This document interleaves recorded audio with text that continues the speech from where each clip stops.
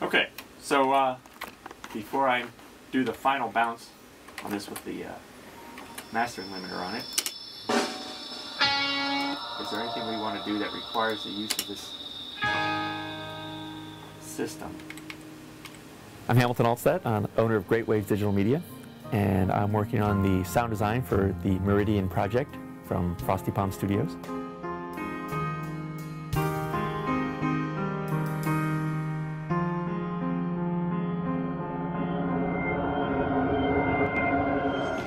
Music speaks to you from an emotional standpoint. Sound speaks to you from an intellectual standpoint. So music is speaking to your heart, whereas sound is speaking to your brain. And that's the key difference. Because in order to get someone to believe in what the story you're trying to convey from an emotional standpoint, they first have to believe it on an intellectual level. And if they don't believe it on an intellectual level, it's impossible to get them to buy into it on an emotional level. And that's where good sound design comes in. Kiss me.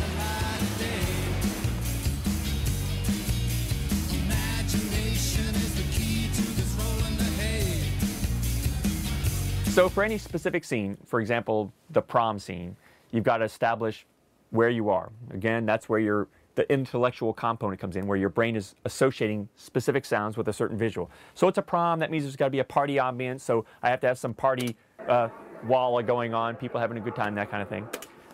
In addition to that, I know it's in a gymnasium, so I had this big gymnasium reverb going on in there. I put some EQ on it to make it sound a little muffled. Then I've got a band playing, and here's a good setup for that, is that, for example, when they're walking into the auditorium, you can hear the band playing in the distance. But again, because of the way your mind processes, you have to think, what does a band sound like when you're outside walking in versus when you're actually in it? My hand, Hercules. Sorry. A little nervous. About what? Nothing. Nothing. You like me? So there's a stark contrast between, say, where the music sounds outside before you walk in versus once you're inside the gymnasium. So I've got... Funny, because Richie here was just saying the exact same... I've got this music on the outside, because that's the way a club music sounds, all kind of muffled and in the distance. And then I've got... versus the music once you go inside the auditorium, much louder, much more reverberant.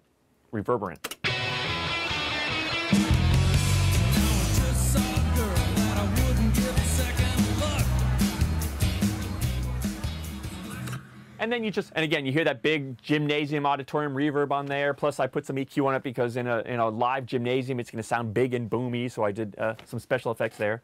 And basically you're just trying to create the environment that would make you feel that you're at a prom. And then they have a side conversation off to the side here, and again, I have to treat it differently, so once they go off to the side here, like right here.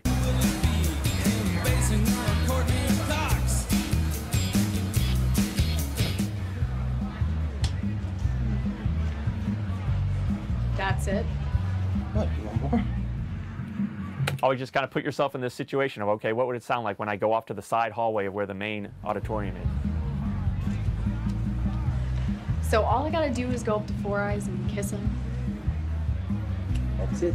But you gotta make sure Mary's. You got it? Yeah, I got it. So when you're trying to integrate production music is pre-produced music that you can drop into a scene with the intent that it's supposed to sound like it originally was part of the track. They had a band playing, but the music was not going to be part of the final track. And this was actually what was in the, before we added our own music, it was pretty much like this.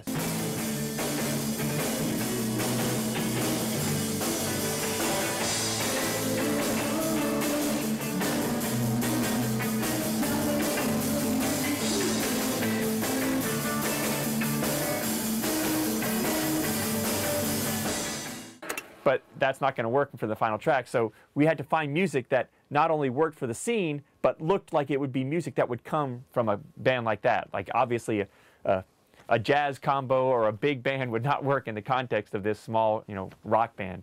So I went through a bunch of libraries of music I've had around for a while, and lo and behold, the first CD I picked up, which was hundreds of CDs that I've collected over the years from playing in bands and hanging out with other bands and picking up demos from friends and hanging out in the whole LA and Hollywood rock scene. The first one I picked up was from an old band called King Khan that I had I hadn't known them personally, but I got one of their demos when I was playing the circuit in LA. And the first track I put in was just perfect. I dropped it in, and it was like, oh my gosh, it was just totally serendipitous that the track worked out. And luckily, we had their contact information, and Miguel was able to touch base with them, and they granted us the rights to use it. And lo and behold, we put it in, and it just worked perfectly.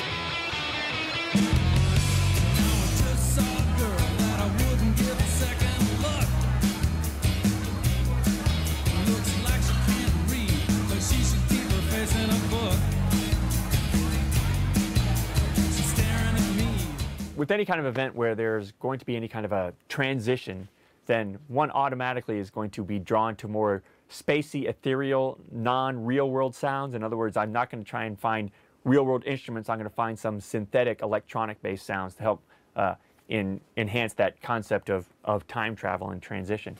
So from that point, right from the beginning, instead of working with, say, a canned library of sounds, I'm going to sit down with my synths and start actually trying to find some cool whooshy, ethereal, spacey type sounds, things like this.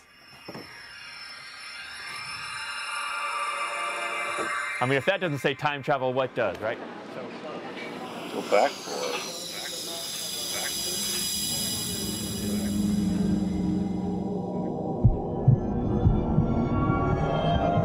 So by looking at the scene, I can tell that a transition is occurring both visually and psychologically within Charlie, the character's mind. So we'll just look at that for a second without the sound.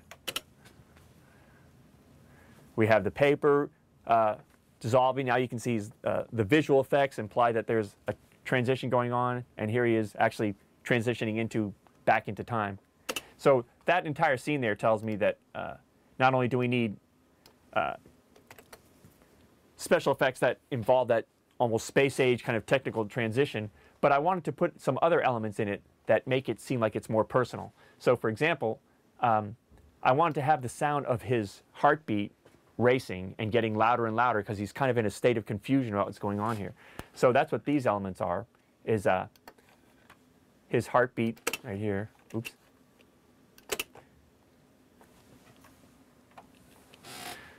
Here they come. And it's going faster and faster and faster and faster. You're like, oh my gosh, because he's kind of getting excited. And then I added the synth effects I was just aforementioning, the kind of space age synth effects, which are these right here. These kind of things coming in. I'll just actually play them.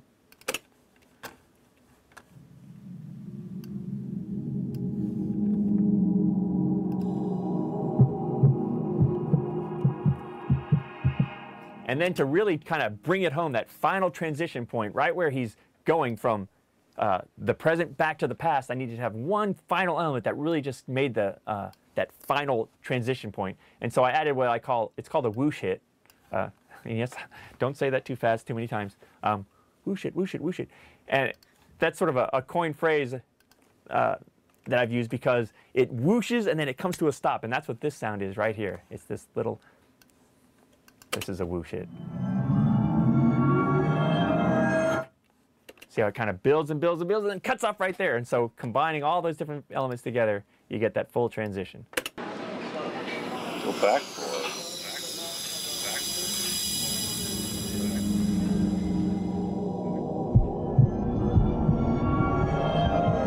There's a couple of favorite parts I had in this movie that were fun to work on. One of them seemed so simple and basic because all I had to do was help embellish this scene where some kids come running in the scene and they run off. But what was so tricky in the production track, they didn't have room to run.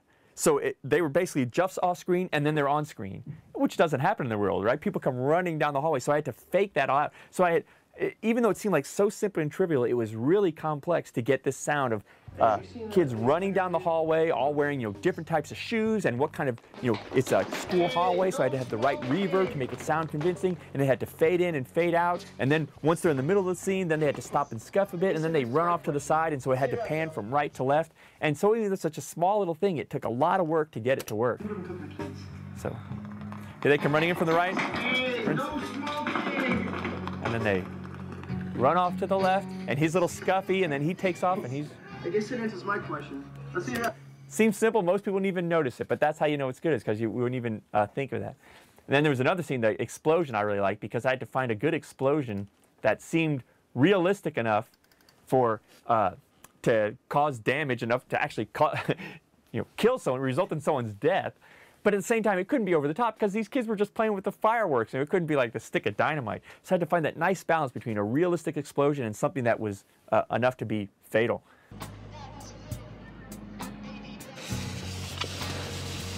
You there! Stop! No smoking on the premises! Oh shit, man, get rid of that thing.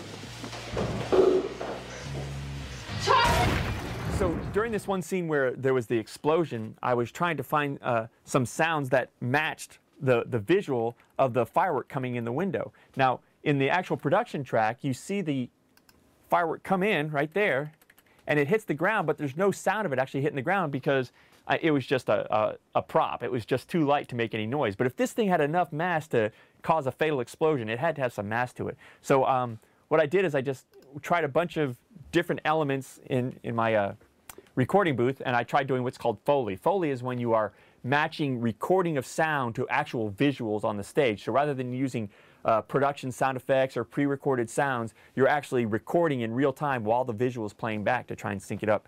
So I ended up taking a roll of toilet paper, an empty roll, just a cardboard tube, and filling it, packing it really tight with cloth and throwing it on the ground. And so here's the sound by itself.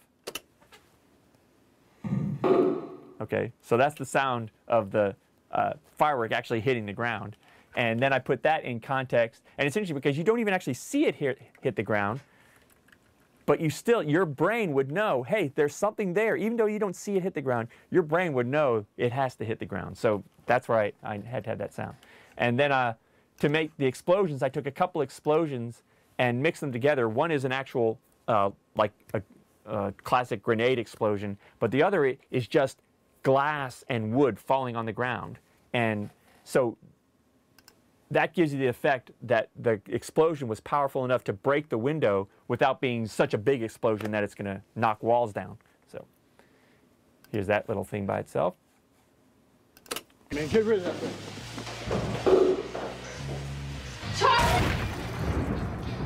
Good music draws attention to itself. Good sound design is transparent. You shouldn't even notice it because all your life you've been used to hearing things the way they're supposed to sound in relation to visuals. It's a learned experience. You've got years of experience where your body and mind have been processing this information. And if those don't match up, if they don't jive, there's a disconnect and you're removed from the scenario. Your suspension of disbelief is broken. And so that's why good sound design is so important, because it enables the director to convey the emotional sense by providing a realistic foundation on which to build the storyline.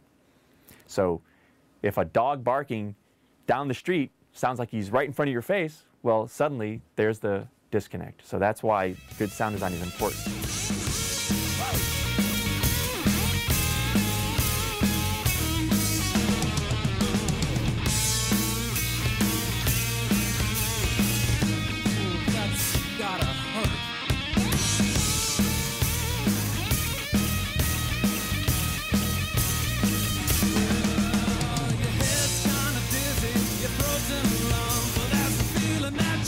Just before you get done, real hard.